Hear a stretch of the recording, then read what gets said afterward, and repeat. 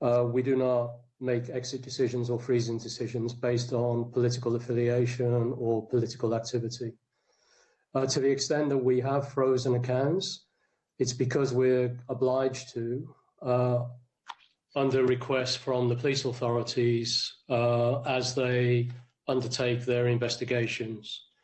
That is a process that we operate very thoroughly and carefully with appropriate due diligence, not only in Hong Kong, but elsewhere in the world. And I'd be very happy for Colin to share more of the detail on how we operate that process. If I can just say, where does Colin fit in? We established a compliance function in HSBC. That compliance function is operating in all 60 markets throughout the world. There are 7,000 people in that compliance function. It reports directly to me as Group Chief Executive. And within that 7,000 team, there are 4,000 people who conduct compliance activities on matters of financial crime and compliance, which has been an area of increased regulatory activity over recent years. But Colin, would you add more detail on the process that we follow, please? Yeah, Noel, of course, and I'll be brief. And obviously over the lifetime of the relationship that we have with the customer, we get information from many sources. And on occasion, that information can come from law enforcement. And I think, as the committee would appreciate, police in most jurisdictions have long been able to request customer information from banks as part of a criminal investigation. Now, we as a regulated entity obviously operate within a really strict legal and regulatory framework. So if we get a specific legal instruction, and that could be to freeze an account, it could be a search warrant to provide information linked to a criminal investigation, obviously we're compelled to comply. And that's the case for all banks, and it's the case for all jurisdictions within which we operate, and that includes Hong Kong. So I'm happy to sort of unpack any of that process as the committee would wish. Can I speak specifically about Mr. Hui in Hong Kong? The reason I mention him by name, though I'm sure you won't wish to speak about individual account holders, is that there have been significant reports about this, including Mr. Quinn, you writing to not at the in Hong Kong. You've also said that you've been misrepresented. In what way have you been misrepresented? Clearly, I cannot comment on any one individual customer. What I can reinforce is that at any point in time, if we have frozen the account of an individual, it is because we have received specific requests from a law enforcement authority. That is the process we will apply anywhere in the world, including the UK, not just Hong Kong. But I can't comment on the specifics. What I can, however, draw your attention to is there were some statements made by the police at the time of that activity with respect to Mr. Hui. A statement was made by the police, was covered by the press on the 7th of December. And in that statement that was made, the Hong Kong police confirmed they froze the bank accounts of former Operation Lawmaker, Mr. Hui, as well as those of his parents and wife, accusing him of misappropriating money. Now, that is not a statement we made. That is a statement made by the police at that point in time. They went on, and the Hong Kong Monetary Authority went on to say on that same day and in that same statement that the freezing of funds or property related to overseas criminal investigations was carried out by relevant law enforcement agents, and that financial institutions were expected to cooperate with investigations. So I can't comment specifically on that case, but I can draw your attention to the press coverage that was made on the 7th of December as a consequence of statements made by the police. I understand. Can I just ask a specific question relating to that? Are you legally bound to comply with those requests? Yes, if it's a properly executed law enforcement instruction in any market in which we operate in, any bank, not just us, is officially obliged to comply with those requests. And if we do not, we ourselves would be committing a criminal offence. Can I ask the question slightly differently? Have you complied, frozen any accounts with which you were not legally required to take action in Hong Kong? Not to my knowledge, but Colin, do you want to add any details? No, and it's worth just again unpacking the process in Hong Kong, because it's what we call a consent jurisdiction. So if, for example, we detect activity, so quite independent from input from law enforcement, if we detect activity in an account that we consider to be of concern, we have an obligation to disclose that to law enforcement. From that point on, we can only disperse assets from that account subject to consent from law enforcement. So you can get to an inhibit on an account through that process, as well as a specific legal instruction from a firm. But that's a normal process for a bank as it seeks to combat financial crime. Thank you. Bob, you wanted to come in?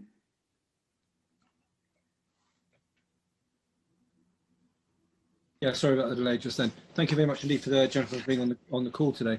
I just want to be aware of, they get the concept of political accusations rather than accusations, don't they? I'm not saying that... Sorry, Mr. Seeley, sorry, you broke up a little bit at the start of that. Could you start again, please? You understand, sir, the difference between effectively a criminal accusation and a political accusation jumped up as a...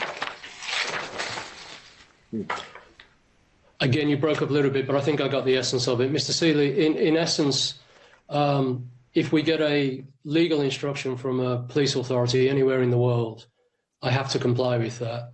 If that is executed in the appropriate manner in compliance with the law, then we, as any other international bank, as any other domestic bank, would have to comply with it. I'm not in a position as a banker to be able to judge the motives or the validity of that legal instruction from a law enforcement authority.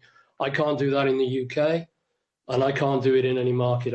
So long as it's a formally constructed legal instruction, then I have to comply with it, as every other bank would have to comply with it. Otherwise, I commit a criminal offence, and then as an institution with committing a criminal offence, I put not only our customers at risk and the deposits that they place with us, but I put the whole institution at risk. I cannot cherry pick which law to follow or which legal instruction to follow from a police authority anywhere in the world. I get that, and that's a fair answer, but do you feel comfortable with some of the decisions you're being forced to make? I am comfortable that we've applied the law as we had to apply the law. I'm not making a moral judgment. It's not my position to make a moral or a political judgment on these matters. I have to comply with the law. Now, what I do is, it's not just me complying with that law. I have a team of people, legal team and a compliance team, and I explained how extensive the compliance team is. We exercise due care to make sure it's an official request. We exercise due diligence, and it is not the decision of any one individual. There is a process that we have to go through to make sure that we're applying those laws correctly in the way that we execute it. Thank you. Sorry, Mr. Bell, you mentioned accounts of concern. What do you determine? How do you determine an account of concern? So we're into this is a broader conversation about how banks tackle financial crime, and obviously we've spent the last decade building that capability across the world. I mean, I lead a function of 7,000 people, of whom 4,000 are dedicated to making sure that we have the right systems and processes in place to tackle that. So it's within that context. But if we see activity in an account, so we, based on many years of experience, hugely experienced investigators, if we see activity, transactional activity in an account that we would consider to be suspicious, we have an obligation to report. Now, the test for a bank is you either know, you suspect, or you have reason to suspect that assets or activity is suspicious. You have an obligation, and it's an obligation under law to report that suspicion. And then, as I said, in certain jurisdictions, it then becomes a matter of consent before you can disperse funds from an account. So my reference was really to that broader question of how we look at financial crime. There's one other point I just wanted to add to Noel's answer about the way that we deal with legal instructions that come in. As Noel said, we have an independent team built both from the compliance function, but also lawyers. And we're very thoughtful about the process we go through to ensure that it's a specific legal instruction. We prepare the information that we've been asked to provide, or the action we've been asked to take. That is reviewed, it's provided, or the action is taken. And of course, as a bank, what we don't know, all we see, we know what we know about the customer through the onboarding process. We have transactional activity. That customer will have operated with many banks, so there'll be a broad network of activity we will not have sight of. So of course, we only see, or we only have knowledge of a very small part of what a law enforcement organization may have sight of. And therefore it becomes, as Noel said, it's very difficult for us to try and second guess the motivation or the conclusions or the analysis that lie behind that formal legal request. And Mr. Chair, if I could just add one thing, there is a part of that regulatory framework and legal framework called tipping off, which means financial institutions, if they get approached by a law enforcement authority anywhere in the world, there are restrictions and limitations on what we can say to that individual customer, because we can trip over into the territory of actually tipping an individual off that they're under police investigation. And that then makes us complicit in that criminal act, if there was a criminal act by that individual. So we're not able to share fully the information. And in many cases, we don't have the background to the request from the law authority to make a judgment call on it. We just don't, they don't share that information with us. Okay, thank you. Henry, you wanted to come in? Thank you very much, Mr. Chairman. Mr. Bell, you said that you would be able to explain the process a little bit more as to when approached by law enforcement, the decision to close an account or freeze an account is made. What conversations did the bank have with Hong Kong police, or indeed other Chinese security officials, prior to the decision to freeze accounts? Obviously, the conversations we have with law enforcement agencies around the world are confidential, and it's not something that we are able to talk about in public. I think I would, go back to the answer that Noel gave and I talked about, which is we ensure that the instructions we get are properly formulated and are executed under the appropriate legal framework. And we only provide information or take action where we're comfortable that that's the case. The only other thing I would add is you mentioned the Hong Kong police or other Chinese security officials. We only have dialogue with the Hong Kong police on any matters of legal. So our dialogue in this regard in Hong Kong is with the Hong Kong police. In any other jurisdiction, it will be with the police authority in that jurisdiction. And if I may, Mr. Chairman, and to you, Mr. Quinn, you spoke earlier on that there would be consequences of not acceding to a request from the Hong Kong police to freeze accounts. Can you say a little bit more of the nature of what those consequences would be?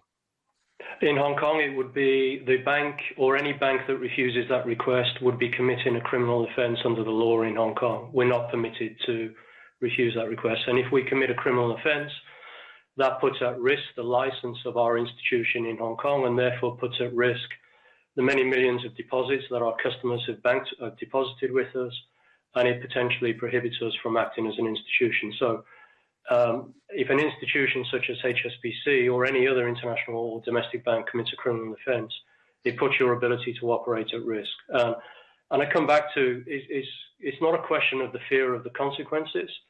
I can't cherry pick what law to follow and what law not to follow. As a CEO of a financial institution, and I would guess any other CEO of a financial institution, I cannot cherry pick which law to follow and which law not to follow.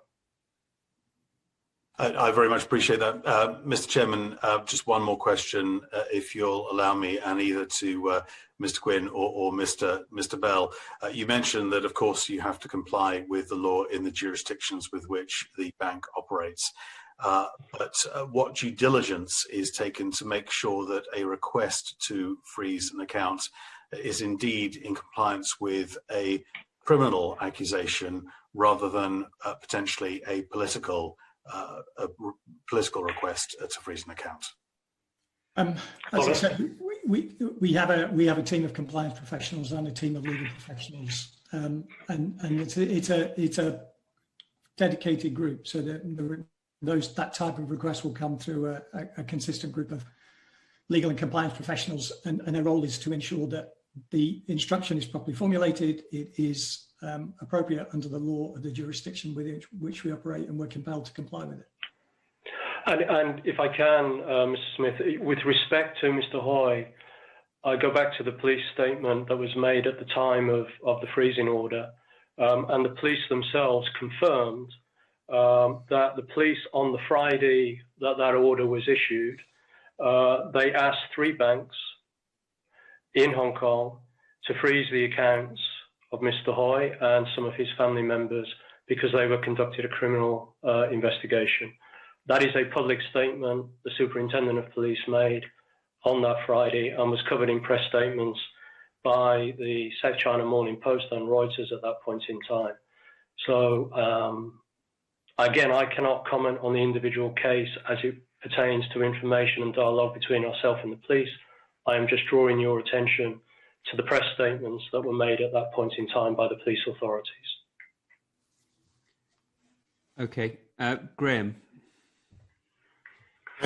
Thank you to either of you. The British government have obviously viewed the progress of events in Hong Kong with some despair after the 1997 agreement with the Chinese government. Has the UK government been in touch with you about your decision to freeze these accounts? Have there been any interventions whatsoever from the UK government? We have had dialogue. I have had dialogue with the UK regulator. I have not had dialogue with the UK government. And the UK regulator, seeing the press speculation, seeing the press coverage, asked me, as you are asking me, to explain the process we went through. But I've not had direct dialogue with the UK government. You've not attempted to speak to them? I haven't, no. Can I follow up the earlier questions? And in one sense, it's an unfair question, but I still think it needs asking. Your position is completely watertight, logical. You will follow the law wherever you are. I understand that. I wouldn't expect a banker. I'd be very surprised if a banker said anything else. But is there any point at which what is happening in a country where you are carrying out your banking activities, that what is happening is so awful and distasteful that you would either consider withdrawing your business or taking some other action? Mr. Stringer, I don't want to get into hypothetical questions, but if it's specific to Hong Kong, we've been in Hong Kong for 155 years. We were formed as an institution there. We've worked with Hong Kong over that time in both good and bad times and challenging times. Today is a particularly challenging time. I fully acknowledge that. But I am 100% committed to Hong Kong, the people of Hong Kong. We have helped that economy and the communities of Hong Kong progress and develop over time. As challenging as the geopolitics are at this point in time, at the end of the day, as a banker and as a person committed to and having lived in Hong Kong, I want to help Hong Kong continue to develop and the communities of Hong Kong develop. So on the specific, if the question was, am I willing to walk away from Hong Kong? The answer is no. We're too committed as an institution through our heritage and our history, and we believe firmly in that the economy and the communities, and we want to continue to help it develop. That's a very, very clear answer, and I tend to, and I understand why you don't want to answer hypothetical questions as well. And I this is against myself, but I think politicians have perhaps gone a bit mad when they start talking about Germany in the 1930s. But there must come a point in some societies where it is impossible for a decent business to carry on when the activities of the government there are so evil or wicked. Would you accept that, or are you saying there is no such point in Hong Kong? I am nowhere near that point in Hong Kong. So again, I'll answer it specific to Hong Kong. We care deeply about Hong Kong. We are troubled about the challenges that Hong Kong has faced over the past 2 to 3 years. I witnessed them myself personally, having lived there. You know, my children, my youngest child went to school in Hong Kong. My middle boy went to university in Hong Kong. You know, we have, as an institution, been part of its evolution. And I am nowhere near the point at which the challenges Hong Kong faces would give me any hint or consideration of walking away from Hong Kong. We're committed to it, and we will help it develop. The implication of that is that there might be a point, however far in the future. No, if I gave you that implication, then I shouldn't have. I'm sorry. Thank you. Bob, you wanted to follow up? Yes, thanks, Tom. I mean, no, there is an issue about ethics. I mean, do you understand the difference between being ethical and being legal? Yes, Mr. Seeley, okay. I do. The only reason I say that, because I look at some of your words, which seem very sensible about our senior leadership still not diverse enough. You talk about integrating climate and traditional risks into day-to-day management. So you come up with all this, I'm not saying corporate speak, but these important ethical considerations that you're having to make in the 21st century. And you seem to be happy to talk about ethical considerations in lots of things, but you are clearly, and for understandable reasons, very uncomfortable about talking about ethical considerations in terms of Hong Kong and in terms of China. And that's why, understanding that you're saying what we're doing is legal, I get that. Do you think what you're doing is maybe not as ethical as it is legal because of the complex things, the complex ethical decisions that you are being forced to take in relation to a gradual erosion and undermining of the rule of law, which, as Graham hinted, will eventually hit you, even if it doesn't at this moment? Mr. Seeley, I'm going to come back to, you know, in essence, I, as CEO of HSBC, and we, HSBC, we're a bank. I'm the CEO of a bank. I'm not a politician. I'm not a political institution, and I have to refrain from having an opinion on the politics as viewed one state versus another, one country versus another. We operate in 60 countries in the world. But this isn't about one state versus another.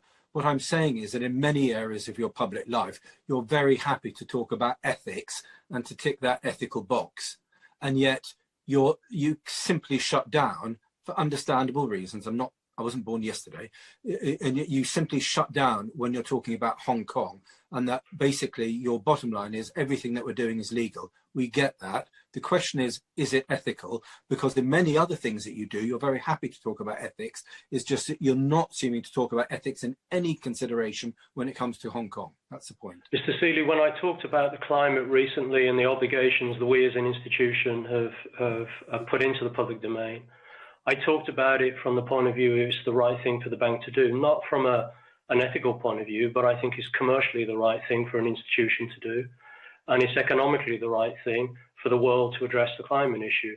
I was looking at it very much through the lens of we as a financial institution and what is the right thing for a financial institution to do to finance the change and the transition that needs to take place. So I wasn't making a statement about ethics. Equally on diversity, I know you weren't. I also think it's the right thing to do for the organization, because a diverse organization has proven to be a much more successful organization over the long term. So I'm not trying to avoid the issue, but what I am reluctant to do is to talk about the politics or the political architectural regimes of one country versus another, because I operate in 60 countries, and through time there have been and will be in the future political differences between those countries, and I'm trying to avoid getting into that political debate. Okay, fair enough. Do you accept that the legal structure of Hong Kong may be changing?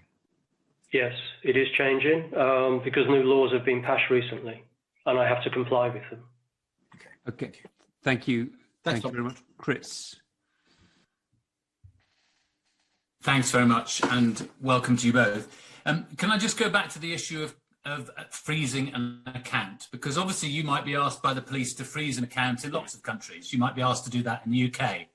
What would the normal reason for the police asking you to freeze an account be? Colin, would you like to answer that? Yeah. So Mr. Bryant, you're absolutely right. We get asked to do this in many countries, including the UK, and it, you know, it's as we set out previously. The police will give us a formal instruction, and you know the instruction will be tied to some criminal investigation that they're partaking in, and therefore the instruction is given to us on that basis. But it doesn't just say in the UK ever, does it? Please close it down because we're doing a criminal investigation. It has to provide proper reason. Yeah, and that's the case in nearly all jurisdictions in which we operate. And normally those criminal investigations in the financial crime area are to do with misappropriation of funds, fraud, money laundering, or some other activity. Yeah, and so, normally in the UK. You wouldn't have the whole of a family set of people being, in other words, the police wouldn't be asking you to freeze a whole series of accounts just because they're related to another member. That's not unusual if the criminal investigation is trying to track funds that has been moved from one individual to another or from one organisation to another. Okay. That is not an unusual set of circumstances where if we are banking multiple individuals who are part of that investigation, they would ask us to go beyond the one individual. That is not unusual. Colin? And okay. And in China or in Hong Kong, is it the same rigor of the process from the policing authorities when they ask you? Colin? Yeah, certainly in terms of the requests we get from the Hong Kong police, yes, I'd say it's an equivalent. So it's for exactly the same kind of reasons, the same kind of arguments, and you would be able to, it would stand up to scrutiny in British courts. Yeah, I mean, I'm talking in general terms, but yes, the same kind of offences that Noel's laid out. And the point about networks is quite an important one. I think when we do investigations from things we see, you know, we're always looking for networks because, you know, obviously that's really important information to law enforcement. And likewise, it's not unusual for them to give us, it could be an individual, it could be a corporate and associates with that locus in order for them to try and gather as much transactional information. I understand that, but you're saying that the processes that the police are using in China and Hong Kong are virtually identical to the processes in the UK. Well, what we're saying is that the legal basis on which they serve us and the information that we receive in order to, you know, act on a legal instruction, there's an equivalence, because you've got to remember as well that AML legislation around the world in the main is derived from principles which are provided by the Financial Action Task Force. So FATF, which is a supranational organisation. And FATF actually go around and review countries to ensure that their legislation is compliant with the FATF principles.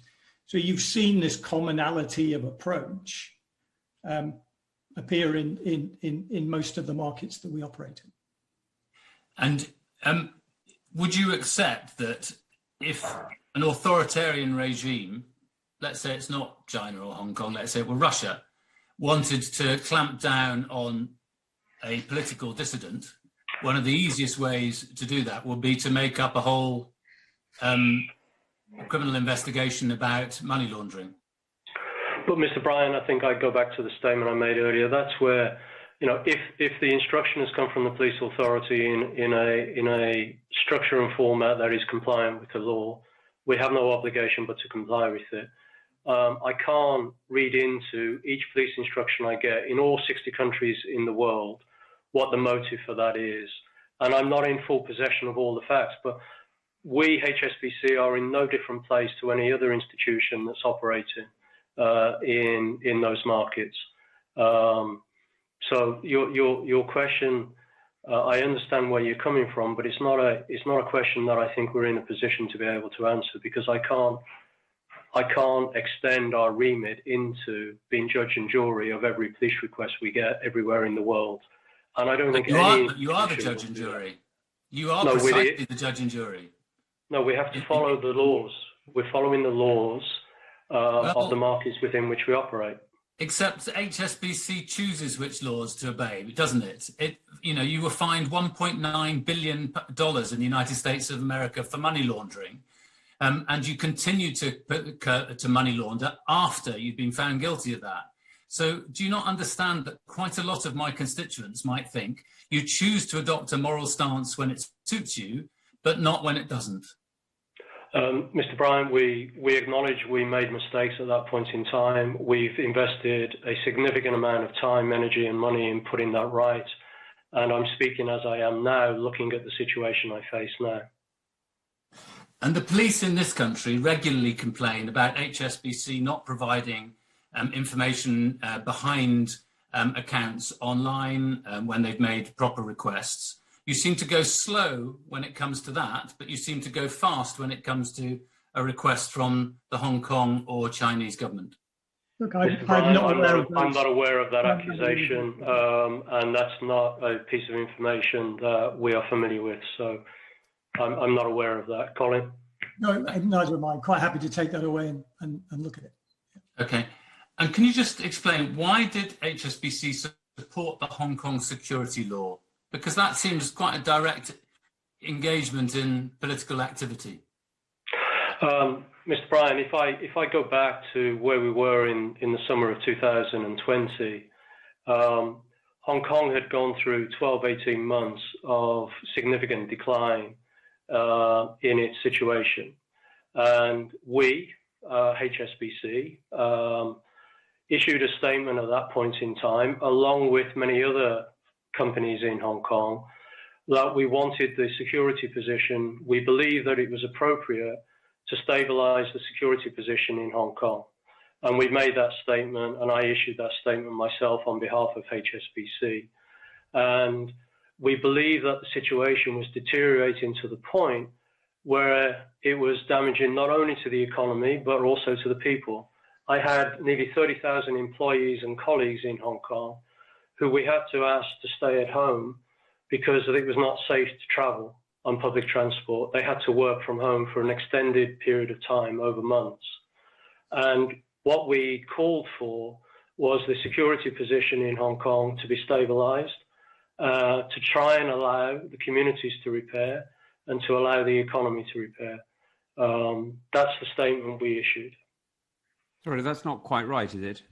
One of your directors specifically supported the national security law, and surely there's a difference between the point you've just quite reasonably made there, Mr. Quinn, which is to call for stability and calm, and to endorse specific policies that are political decisions rather than simply outcomes sought. Mr. Chairman, you are correct. Peter did sign a petition at that point in time, as did 2.9 million individuals in Hong Kong signed the exact same petition. And that petition was asking, this was before the security law was passed, was asking for the security position and for a security law to be passed in order to stabilize the position. Now, Peter is a Hong Kong citizen. He's lived and worked in Hong Kong all of his life, and he's been involved in banking for over 40 years in Hong Kong. He, along with many other business leaders in Hong Kong, and as I say, along with 2.9 million citizens of Hong Kong, signed the exact same petition. And that petition was a request to address the security position that existed in Hong Kong. And I go back, my last visit to Hong Kong before COVID was January of 2020. And I, with my colleagues, personally witnessed the destruction that was taking place. As I say, we had to ask 30,000 people to work from home because they were afraid to travel on public transport. Buildings were being firebombed. I personally witnessed paving stones being ripped up from the streets and thrown off bridges. Mr. Quinn, it was untenable. Forgive me, I'm not disputing the level of civil unrest in Hong Kong. I'm merely asking questions about your support for various political policies. May I ask specifically, when the Brexit negotiations were going on here, or indeed before the referendum, when there were negotiations, when there were debates being very actively pursued on the referendum, what policies did you ask your senior executives to follow for those debates? We did not have a position on whether Brexit should or should not happen. That is not our place. Indeed. We do not. That's a decision for the people. What did you ask your senior executives to do? Did you ask them to comment or not to comment on that matter of debate? We did not ask them to make any political comment. What we were asked on many occasions was, what did we, as a financial institution, think the economic consequences may be of the different scenarios that could emerge? We were not commenting on any one of those scenarios. We were commenting on the economic implications of the scenarios. It's not our role to have a view on whether Brexit should or should not happen. I accept that, Mr. Quinn. I'm really trying to find out, do you allow, encourage, or accept when senior executives make political comment on whether or not a Republican or a Democrat administration should win in the United States, for example, whether a Conservative or Labour administration should win in the United Kingdom, whether or not a particular bill should pass in the United Kingdom or in France, or indeed whether or not a referendum should pass in the United Kingdom? Do you ask your executives to keep silent on those debates? I do not ask them to make any political statements. So I can only speak personally. For me, at this point in time, I do not ask them to make any political statements. But we are asked at times to express a view as a financial institution on the implications of different scenarios. Indeed. But you can see the question I'm getting to is, if a senior executive of HSBC, if you, for example, were to express a view on the Brexit referendum or the outcome of the US general election, which side you favoured, do you think the board would consider that career enhancing? Do they think, or do you think that would be seen as a misstep by you? Mr. Chairman, I don't think it's appropriate for me to answer that. It's a hypothetical question, but do I believe I was right to issue a statement in the summer of last year saying that we believe that the security situation in Hong Kong needed to be addressed so that the economy and the people could have a chance of recovery? I think that was the right thing to do, and I stand by that statement. And I believe his motives were equivalent to that. Forgive me, Mr. Quinn. Forgive me. It's quite difficult, as you know, on Zoom. We tend to talk over each other without deliberately doing so. Sure. There is a difference between the statement you issued and the action that Mr. Tang took, Peter took, because he endorsed a particular policy. You merely identified a situation. Would you, in your position here in the United Kingdom as a UK citizen, would you advocate for a political party or indeed for a particular policy, or would you consider that would be a poor judgment because you have responsibility? And Peter was not advocating for a particular party or a particular policy. What Peter was advocating for, and I remind you, please, if I can, that he was one of many business leaders who signed that petition, and he was one of 2.9 million citizens in Hong Kong who signed that petition. And that petition was a petition to seek a resolution to the security concerns in Hong Kong. It was not a political statement on his behalf.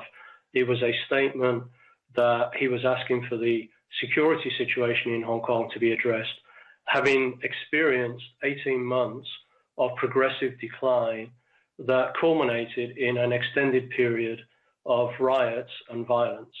And that's what he was asking for.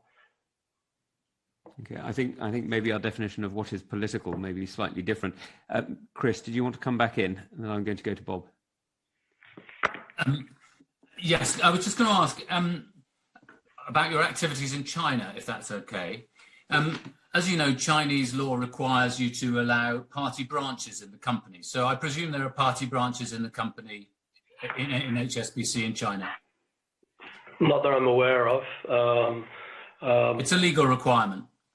Well, I'm not aware of that. I do not know the political affiliation of any one of the individuals that work for us.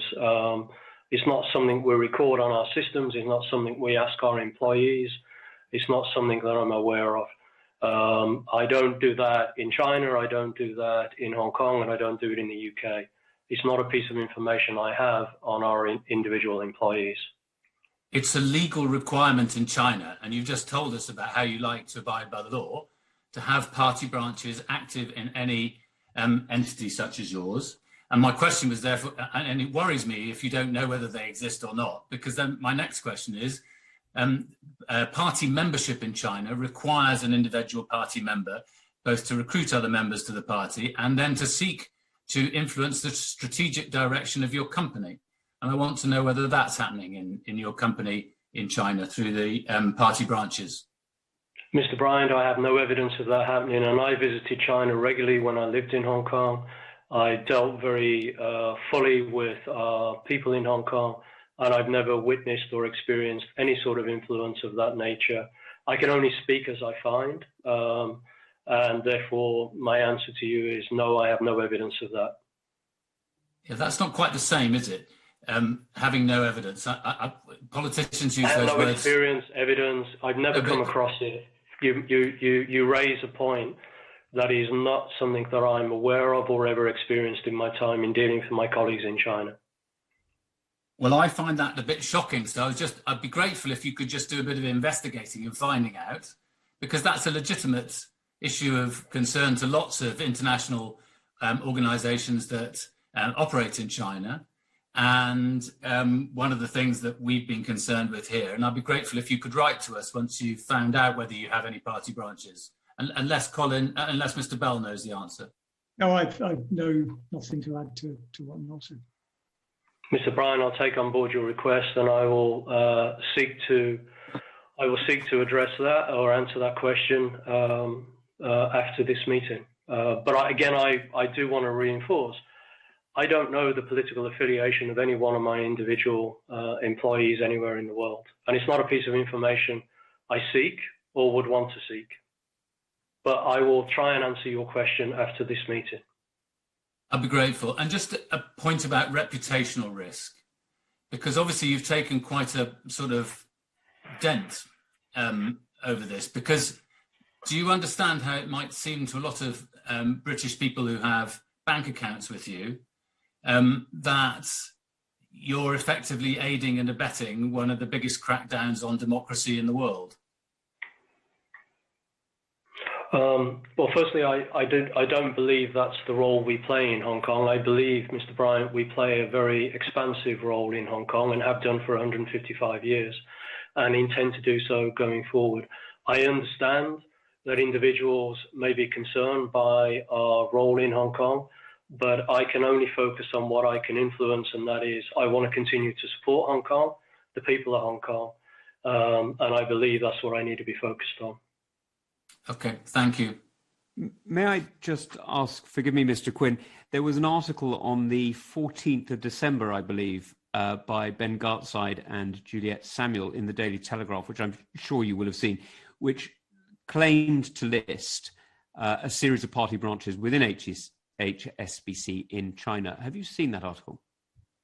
I haven't got that to hand. I know that there was press coverage about the particular concern on that, but that particular article, I can't recall that particular article.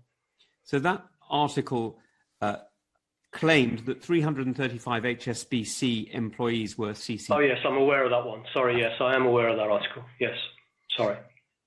Have you done any follow-up on that? I can't, because I don't have the individual. I mean, I do not. My response at that point in time when the Telegraph asked us was, I don't know what the political affiliation of any employee in HSBC, and I'm not. To be fair, I'm not going to turn around and suddenly go asking all of my colleagues in China, are you a Communist Party member, when I don't ask that same question of my employees in the UK or the US or any other market. Okay. So, I mean, that is an article that was published. We were asked for comment, and my view was it's not a question I ask my colleagues. I don't ask anyone what their political affiliation is. Okay, may I ask, you have union representation in some jurisdictions around the world, presumably? Yes, yes. And some of those unions are politically affiliated, so you'd be aware of some political affiliations by default. So we're aware of union membership. But that's all, yes. And you'll be aware that, I mean, it's certainly spoken about widely enough, including in the article we just mentioned, that party branches do exist in certain organisations, though I know you've said you're not sure whether or not there are party branches in your organisation. Are you aware of party-affiliated unions within HSBC in China? That's not a piece of information I have, no.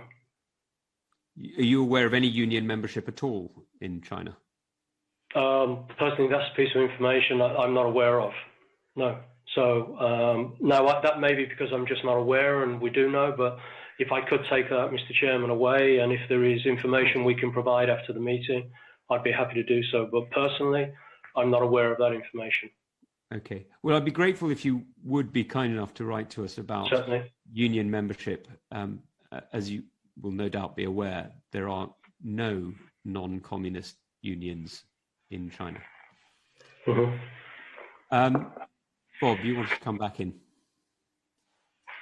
I just want to follow up Chris's point about reputational risk, just because I find some of your answers just to be a little bit odd. You're very careful to say we don't make ethical judgments about anything at all. When I mean, I don't know what your definition of a political or indeed ethical judgment is, but somebody coming out in favour of a one-party state's undermining of China's two systems approach seems to me to be a pretty loaded ethical and political statement. Maybe you don't. But I'm also looking at the slightly naff advertising campaign that you had back in 2019 when you appeared to come out against Brexit and you were boasting about your internationalism. It seems to me that an awful lot of what you do is about boasting about your ethics and credentials and the values that you think you have because you think it inspires people, maybe people find your brand attractive. And yet in Hong Kong, you're effectively saying, see no evil, hear no evil. What we're doing is legal and we don't make any ethical judgments. When in fact, you're making ethical judgments in Hong Kong. It's just you making the wrong ethical judgments. So I just find some of your answers to be really quite bizarre. Mr. Seeley, if I think about our position in Hong Kong, and I don't want to use the word ethics because particularly that's open to interpretation, but I believe we're doing the right thing for Hong Kong. Now, is that ethics or is that values or whatever? As we have done for 155 years, we're supporting the communities in Hong Kong. We're supporting the economy of Hong Kong. We're trying to help it navigate the difficulties it currently faces. Do you think you stand for a set of values still? In terms of our position in Hong Kong, I do believe we stand strongly. Generally, yes, I do. I'm looking at your ads here. That ad that I saw on the tube, along with lots of other people. Where are you from? You know, do your parents brought up here? It's all a bit sort of hippie, a bit lovey-dovey, a bit sort of isn't Brexit awful? And so you seem to be in free countries. You seem to be very happy to take sort of ethical positions that you think will ingratiate yourself with at least some of your potential customers. But when actually you need to have developed a sense of ethics and a sense of values, you seem to be running from them with your head in the ground, saying we don't do ethics, we just do what we're told to, and we follow the law. It's confusing. Mr. Zeeley, the Brexit decision was a decision for the people of the UK and for the government of the UK. The advertising campaign we ran was all about internationalism. It was about whatever the outcome for the UK, there will be a need for the UK to connect to the rest of the world, and that's where HSBC has a role to play. And we are an international bank. We're not purely a domestic bank. We're headquartered in the UK, and we're proud of that. But we're also an international bank in the UK. And what we wanted to do in that message was to send a message that whatever the outcome of Brexit, we will help the business community of the UK expand and trade internationally. So there's and no that value was the essence of that marketing campaign. If you have a different interpretation of it, I can't do anything about that. Can I just come very briefly to your point about being an international bank headquartered in the UK? What overlap is there between, for example, HSBC China and HSBC UK? Could a legal request placed upon HSBC in China require you to hand over information from the United Kingdom? No. But Colin, do you want to expand on that? No, there's no legal framework that would compel us to provide information that's based in the UK. Thank you very much. Royston. Thank you, Chairman, and thank you both for coming today. we're very grateful to you for giving us your time. You said, Mr. Quinn, that you follow the law, that you have no option but to follow the law, that everyone else follows the law, and that you follow the law in the jurisdiction that you're in. Can I ask you about the PRC's national intelligence law? Do you follow that law? We are aware of part of that law, yes. And some people suggest that that law would require data to be handed to the PRC from any business. Let's say if you're in that jurisdiction, they ask for data, which could come from UK banks. Would you give it to them? Colin, would you like to answer that? Because you've researched this issue in detail. The national intelligence law, I think it's the 2017, it was enacted in China. The legal analysis we've done, obviously it's the law of the land in China, and all foreign institutions that operate in China are required to comply with that law. The legal analysis that we have based on, and we have a deep pool of legal experts who look at data legislation, just given the complexity of data legislation around the world, is that it has no extraterritorial reach for an organization like HSBC, and therefore it's the law of the land in China. So obviously the data that is in China is covered by that law. So is it your submission? So therefore sorry, Mr. Smith. Is it your submission that in Hong Kong you follow the law that you're required to, but in mainland China you try to find a way of interpreting it so that perhaps you don't have to follow it? No, we believe it does not have extraterritorial reach into the UK. We do believe we would not be providing information from the UK to China. Have you ever given any information of your customers to the PRC? No, categorically not. If they asked you for it, what would you say? We would do exactly as we do in all other jurisdictions. If it was a properly formulated request under the law that we believe to be legal, then we would obviously comply with the law. What if they decided that they felt the law had a different interpretation than you did in their country? We are privileged to be, equipped with deeply experienced and well-resourced legal departments, and that would be, as I've said before, these judgments are very careful, they're very considered, they're very thoughtful, and they're reviewed by compliance and legal departments before they're made. The law that's in China would be interpreted in the way that the PRC want to interpret it. If they interpreted it as you had to give that data to them, what would you do? Well, I go back to the answer I've given, Mr. Smith, which is, our legal experts would look at the request. If it was aligned with the law of the land and it was appropriately formulated, we'd clearly comply with the law that was in China. But not outside of China. Was such that they said that you needed to give data from UK bank account holders, what would you do? Mr. Smith, I've answered that. We do not provide that information. The data in the UK is regulated by the UK data privacy and the legal situation in the UK. I'm merely pushing you, Mr. Quinn and Mr. Bell, because you both said that you comply with the law in the jurisdiction of which you operate. If they suggested that the law in the jurisdiction that you operate, China, was to give over data, then you would be required to do so. There are times when laws conflict between different countries, and that is one of the challenges we as an institution face and any international bank faces. There are conflicts between the laws between different countries, but we would do our own legal analysis and we'd assess how that does. And I'm not saying it's not challenging, but we do not believe that the data in the UK has or is protected by UK law and would remain so. Correct. And I want to be really clear on that point. Obviously, if Chinese authorities asked us to provide data in China under the appropriate legal framework, we would comply with that law.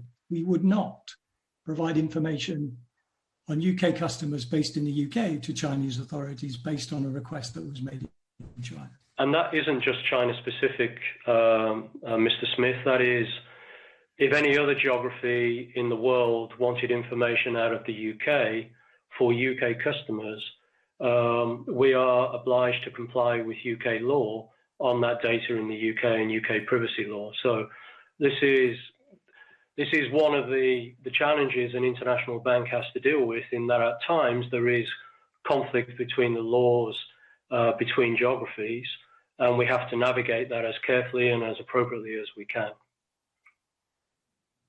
Thank you.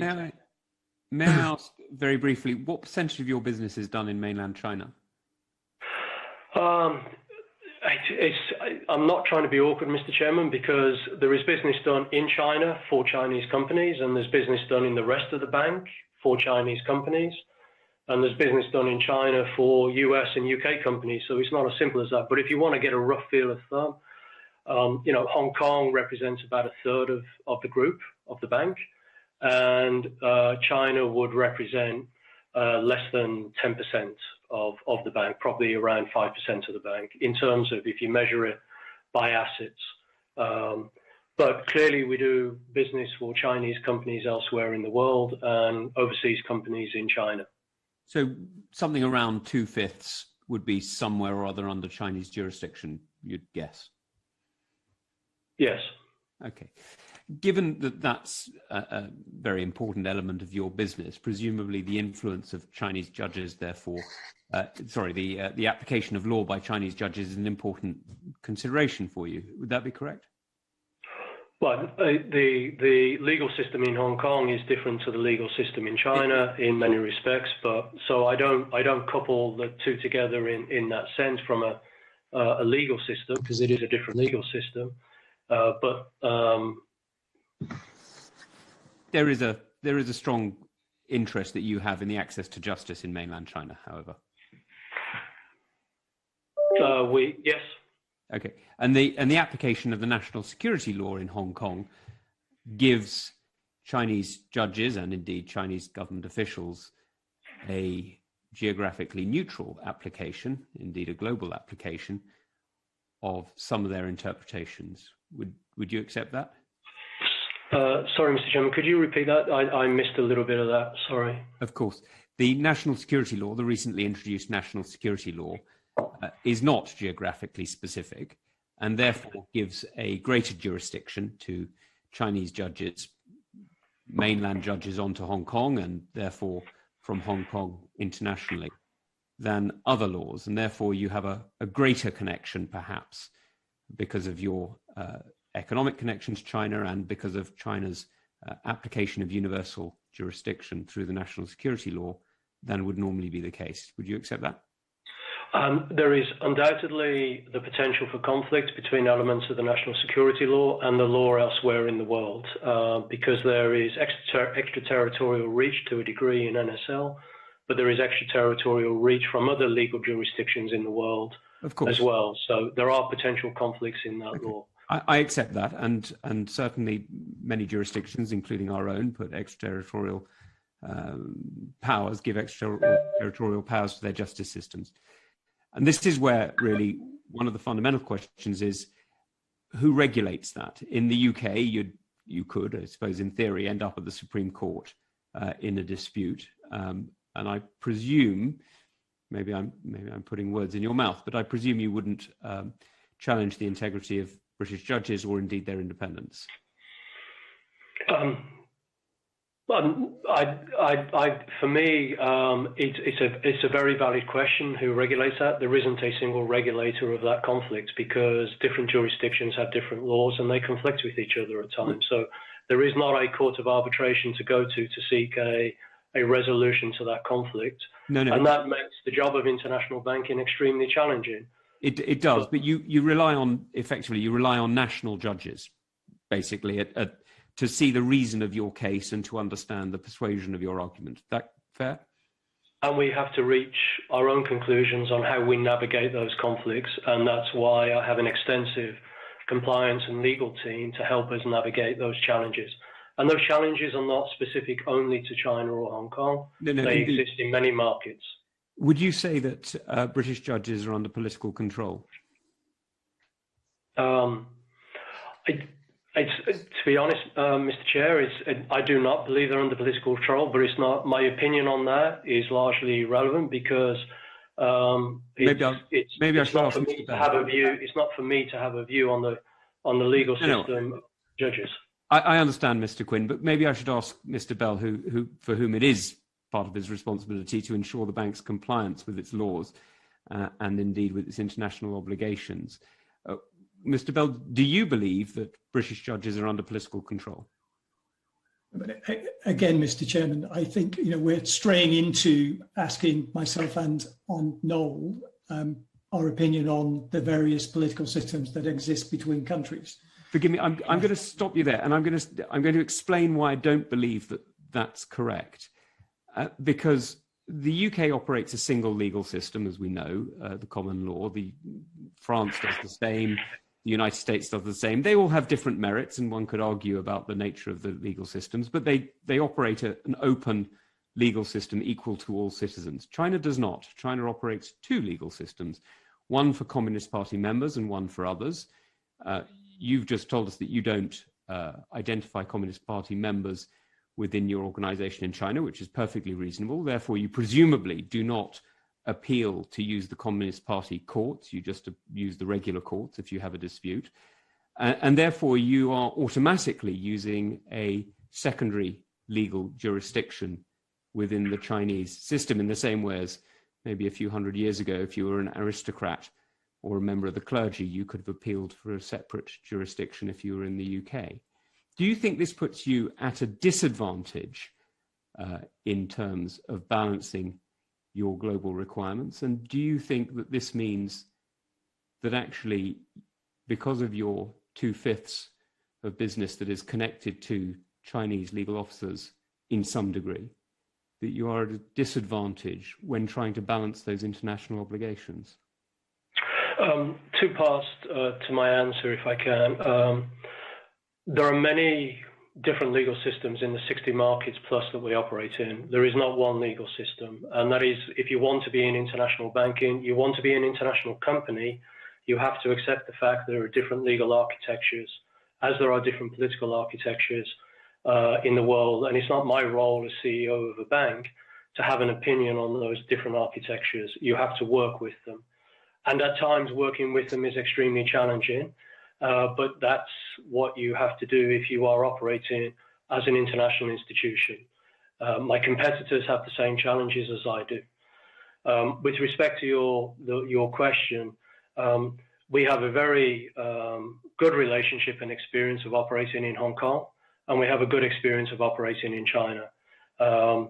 So I am not, in the sense of our experience, we're very comfortable with the way that we operate there, and our experience has been positive. So maybe I can ask this slightly differently. Would you agree, would you say that the legal system in Hong Kong has changed over the last 5 years? Mr. Chairman, I don't think I'm the person to be asking that question in terms of expertise. We operate within the legal framework of Hong Kong. All legal frameworks will change over time. Clearly, laws have been passed on many occasions, and therefore legal framework has changed. But I'm not an expert on the legal framework of Hong Kong or China or any market in the world. There are more experienced people to answer that question than me. Okay. Would you say then, Mr. Bell, that the national security law has changed your compliance requirements for Hong Kong? Well, it's certainly, as Noel intimated at the beginning, I think, of one of his answers, the introduction of the national security law has created a potential conflict of law when you look at other extraterritorial pieces of legislation. And we have to find a way as an international bank of balancing that. But we see conflicts of law. I mean, we were talking about data earlier. I mean, data is probably the best example of the most complex set of legislation that's based nationally that creates challenges for international organizations. So it's certainly added complexity, but it's not complexity that we're unused to dealing with. Okay, thank you. Now, Andrew, you wanted to come in. Yes, thank you, Mr. Chairman. I've listened to the discussion today and the answers that Mr. Quinn and Mr. Bell have provided, and the statements made by some of my colleagues on the committee. I have to say I'm slightly aghast at what I've been hearing. It seems to me there's a huge degree of double standards, hypocrisy, and in fact appeasement, really, towards the regime in China, which is now extended to Hong Kong. And I would like to just put to the two gentlemen from HSBC that they should realise that we all have constituents.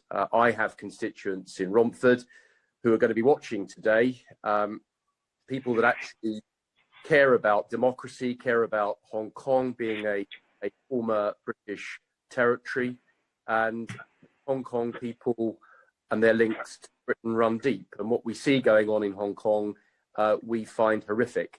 So what would they say to me or to my constituents about whether they should continue to hold a bank account with HSBC when clearly we're seeing a company putting its own ethics or its own interpretation of ethics before that which most of us consider to be correct in this day and age?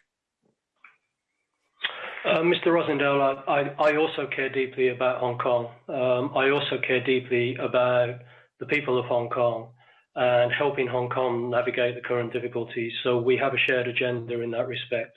I can only do what I do as a bank and as a CEO of a bank to continue to support our customers. We've done that through COVID. We've done that through this unrest. And I'm committed to continuing to help the people of Hong Kong. So I have that same passion and concern for Hong Kong as you do and as your constituents do. I can only execute my concern through, as a CEO of a bank, making sure we support our customers through this crisis, the COVID crisis, and we've done significant amounts in that regard. It's inappropriate for me to have a comment on what a customer elsewhere in the world may think of our position in Hong Kong, but I would like to reassure them I share their concern for Hong Kong, and I'm doing everything I can to continue to support the people of Hong Kong. But Mr. Quinn, what we're witnessing is the crushing of democracy in, the getting on to the, quarter of the way through the 21st century. We're seeing a prosperous colony, which China then was handed to China, and they are abusing and breaking the word that they gave. And the people of Hong Kong are being oppressed in the most awful way. And this is only going to get worse. This won't get any better. So I say to you again, from the view of the people in the United Kingdom who have great affection to the people of Hong Kong, how do you see in the long term your company, if you take this, you continually take this line, which is effectively appeasing the Chinese regime, if you continue along this line and show no, it seems to me, listening to what you've said today, no real empathy with what's happening, how do you expect people in my constituency and across the UK to want to continue to bank with HSBC? Mr. Rosendale, I'll come back to, we've seen Hong Kong go through some very difficult times in our 150 years. I've been with the bank 30 plus years, 34 years, and we've seen good times and bad times in Hong Kong. My focus is in continuing to help our customers in Hong Kong and help the economy of Hong Kong and the communities to develop. That is my motivation, and I will continue to be focused on that. I'm not a politician. I'm not an individual who I think should be commenting on the politics of one country versus another, or the political systems of one country versus another. I have to operate in 60 markets.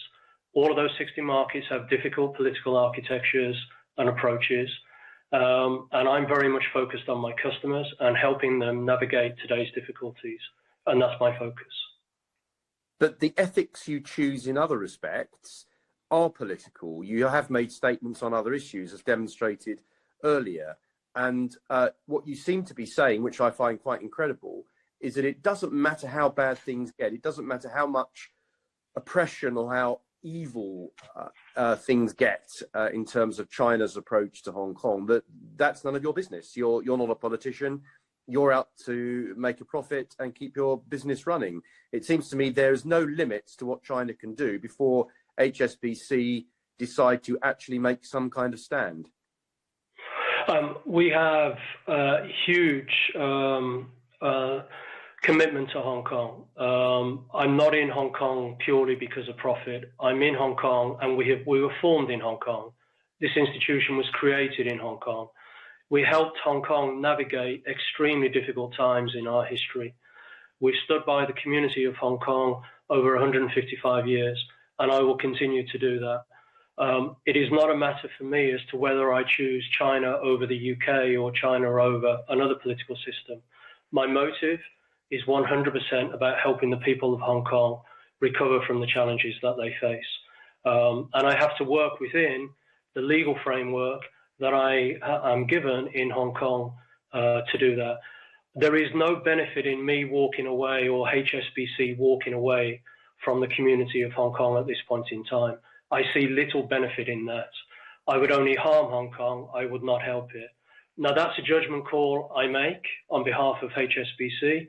You may make a different judgment call, but I have to do it from the point of view of our commitment and our heritage with Hong Kong.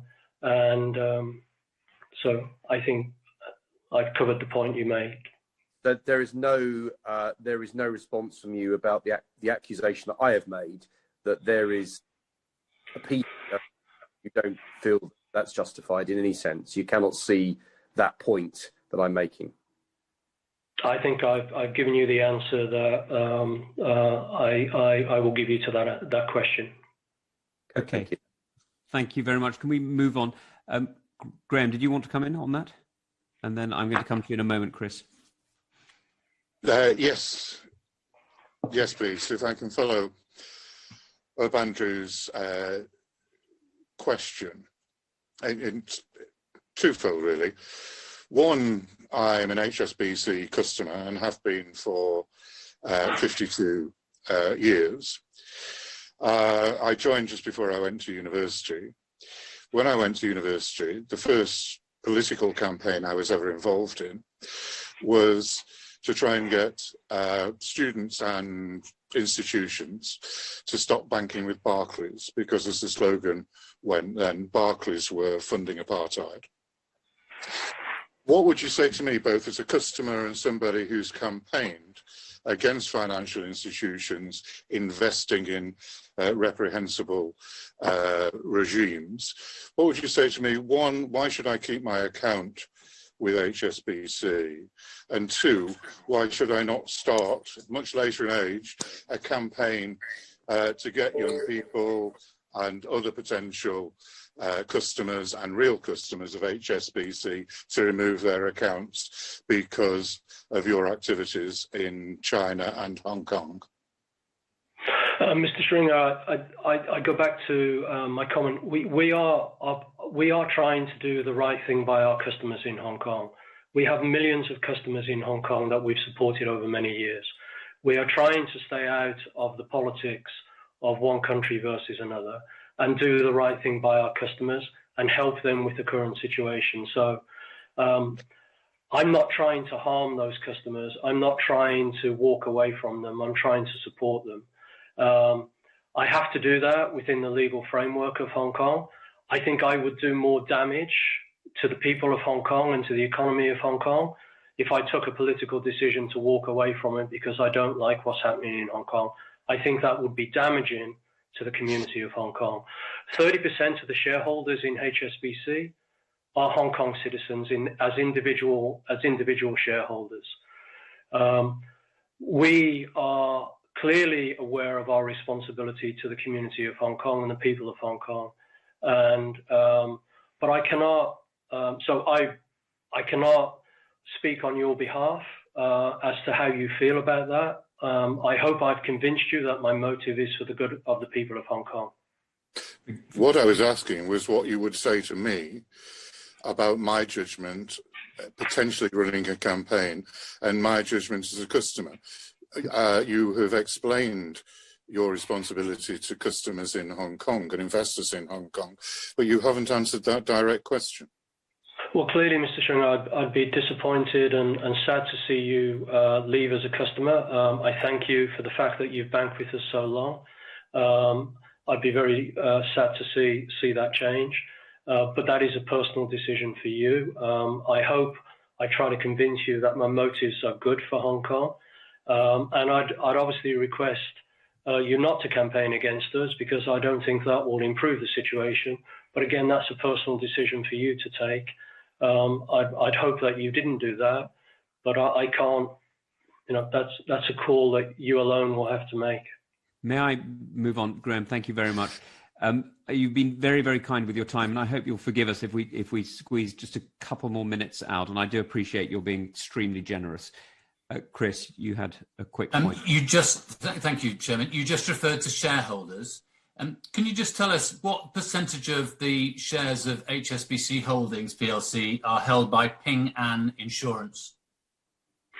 It's a public record item. I'm slightly out of date on that, but it would be in the order of about 9%, I think, if from memory, 8 or 9%. And who owns Ping An Insurance? I'm not aware of the details of all of that. They have multiple shareholders. They are a listed company on the stock market, so they will have many institutional and individual shareholders, but I'm not aware of their share register. It's broadly speaking the Chinese state, isn't it? I don't believe so. I think they're a listed company, and they have financial institutions from around the world as members of their share register. So I believe they're a listed institution. Well, I think you're wrong, but you said earlier that you don't take political positions. Why did HSBC lobby in the United States of America against the Uyghur Forced Labour Prevention Act? I'm not aware that we did that. Mr. Bryan, if I can, I'm not aware of that. You see, it's quite difficult to make all of this add up, because every time we ask you a difficult question, you don't know the answer. And it makes us wonder whether your answers are fully accurate. Let me just ask you one final question. Do you like what is happening in Hong Kong? Whether I like or dislike is not the point here. What I want to do is to help Hong Kong, and I want to help Hong Kong navigate the current difficulties that it faces. That's much more important than my personal opinions. Does it not bother you that people are being denied their democratic rights?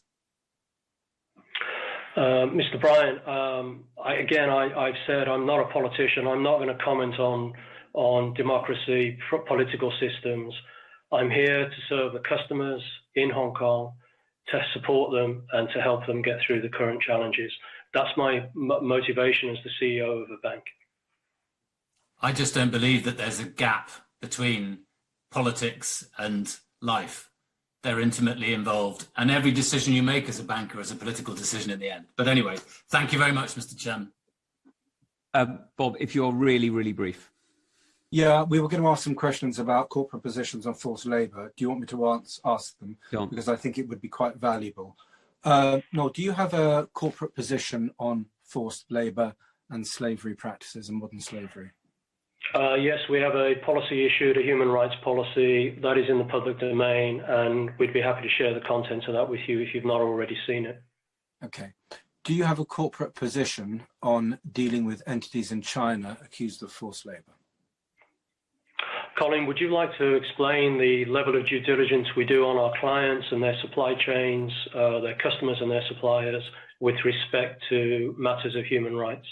Yeah, and again, I'll be brief because I'm conscious of time, but we obviously, as we see allegations emerge in terms of any contravention of human rights, and we're a signature to various human rights, including the Sullivan Principles, where we've got the information, we can obviously try and identify the subset of customers that have a nexus to anything close to the allegation. We'll then sit down with those customers and we'll have a detailed conversation with them about the links to those allegations, where we can't get comfortable with a customer and their own process for adhering to human rights principles. And obviously the ultimate sanction for us is to exit the relationship. there's a bit of background noise going on. Do you have a corporate position on events in Xinjiang province and the many allegations of not only genocide, but also forced labor and slave labor being used by both Western and Chinese companies? Are you aware, do you believe that any of this impinges on your business or your investments? Mr. Zealy, we don't have any activities taking place in Xinjiang. We clearly do due diligence on any company that we bank, and if they have activities in that area, we review their activities to see if they or their supply chain are involved in any form of human rights abuse. That is something we do not only in China, but in all markets in which we operate in. So we're not taking a political position on a particular region. We're taking a individual decision on each customer, and we do due diligence on each customer to make sure that their supply chain is not involved in forced labor activities. That is how we apply our responsibilities under the human rights policy that we have. It's not a position on a market or a subsegment. It's applied at a customer level, and we do detailed due diligence to that effect. So you're very comfortable that you have got no relationship with anyone with forced labor, with accusations of forced labor against them, or being engaged in forced or slave labor anywhere in China, and specifically in Xinjiang province? We are constantly looking for any evidence that that may be the case. It would be a brave person in the world who turned around and said they're confident of everything that's happening. But I can guarantee you we're fully committed to doing the necessary due diligence on our clients to try and make sure that we're not involved in any activity anywhere in the world involving forced labor. Okay, finally, just to sum up, you know, I'm very, I mean, just to follow up what Chris and Andrew were saying, it's not so much that people are expecting you to walk away from Hong Kong, because clearly you're heavily invested financially and in many other ways. But the consideration is that for people who are very happy to make ethical statements in many other parts of the world, to not even admit an ethical problem in Hong Kong is frankly just pretty depressing for us to hear. And it's not the first time that we've got business people who with one hand are happy to sort of virtue signal in the West and yet sort of do this hear no evil, see no evil attitude when they're having to deal in more ethically complex positions. Don't you understand? It's just a bit depressing for us that you can't even admit to an ethical dilemma in Hong Kong. I admit that the situation in Hong Kong is challenging, and I've said that a few times. And I admit that the geopolitics is particularly challenging, and that there are significant issues that are on the horizon. But I'm very much focused on doing the right thing for our customers and to try and support them through these challenging times. So not all your customers, because some of them are being, the Chinese state is being using you to intimidate them. So some of your customers clearly don't seem very well served at all by you. As we explained at the beginning of this session, to the extent that we have to take action against the customer, we try and make sure it's in compliance with the law at all times. It's not a statement of politics or a statement of principles. It's a fact of law. That's what we have to comply with in every market in which we operate in. Thank you. No, it's certainly not a statement of principles. Thank you. May I just ask one final question? We've explored this afternoon through this committee issues that put challenges between the way in which the values of the UK and the values of China, for example, compete and cause difficulties for a major international firm like yours. And we appreciate that they do cause challenges. Your fiduciary duties to shareholders under the UK reporting requirements are not the same as Chinese law states are the duties of members of the Chinese Communist Party within your organization in China. And we understand that that's not your fault. It is, however, a consequence of operating in jurisdictions as inimical as these two. Do you have any plans or any thoughts that HSBC may one day have to split between a China operation, as it were, and a rest of the world operation? No. I believe that we do good as an international bank. We help the customers that we serve by virtue of being an international bank. I fully acknowledge being an international bank is challenging and is getting ever increasingly challenging. But I believe that what we do as an organization is valued by our customers, is important to them, And I do believe the economy of the world requires international banking to be part of the scene. And I think we do good. We are a responsible operator in international banking. Clearly, there are points of difference on matters that have been raised today by your committee. I acknowledge that. But I do believe we're a very responsible operator, have been for 155 years, and I do not see a point where we have to split the institution into two. I don't think that would be for the benefit of Hong Kong, and I don't think that would be for the benefit of the UK either. May I just ask one final question, which is, although of course you were created in Hong Kong and Shanghai, hence your name, your basis is fundamentally, your structure is fundamentally built on the basis of British law and British legal systems, not just in Hong Kong, but actually around the world in the global trading system.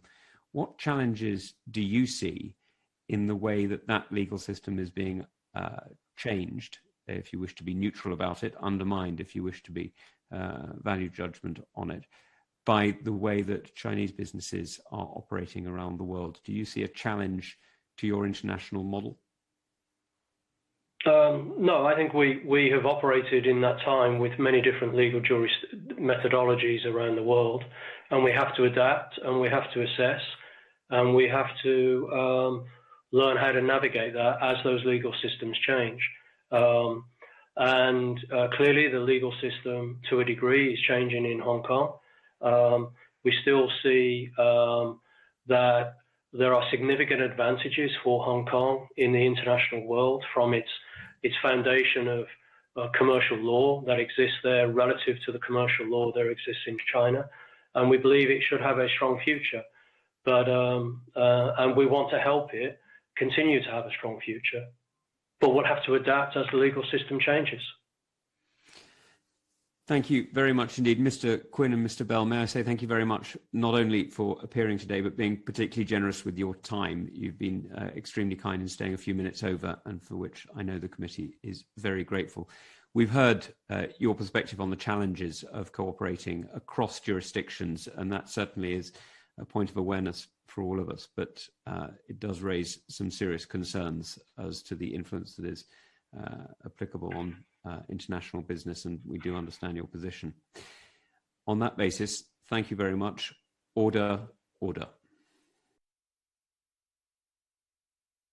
The proceeding has ended.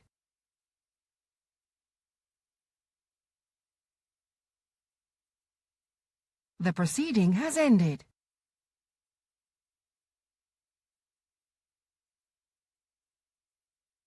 The proceeding has ended.